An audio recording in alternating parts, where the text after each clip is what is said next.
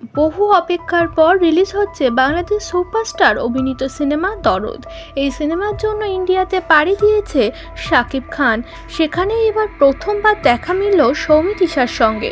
সৌমিত্রিষার সঙ্গে জমিয়ে কথা বলতে দেখা গিয়েছে শাকিব খানকে। এ নিয়ে উত্তেজিত ভক্ত। দরদ সিনেমার জন্য শাকিবকে অভিনন্দন জানিয়েছে তার ওয়াইফ শাবনাম ইয়াসমিন বুবলি। শাবনাম ইয়াসমিন বুবলি বলে, শাকিব এখন অল ইন অন সুপারস্টার। উনি যে মুভি করবে সেই মুভি সুপার ডুপার হিট হবে। আমি দেখেছি দরদ সিনেমার প্রিমিয়াম, আমার ভীষণই ভালো লেগেছে। সৌমিত্রিষার সঙ্গে কথা নিয়ে অভিনেত্রী জানিয়েছে, সৌমিত্রিষার সঙ্গে জুটি বাঁধলে খুবই ভালো হবে। নতুন নতুন হিরোইনদের সঙ্গে এখন শাকিবকে দেখা যাচ্ছে।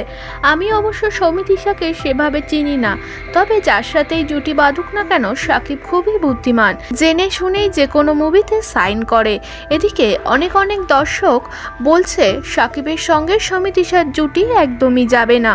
সৌমিত্রিষা খুব বাচ্চা মেয়ে, তার সাথে শাকিব খানকে মানায় না। শাকিব খানকে তো চাচু লাগবে।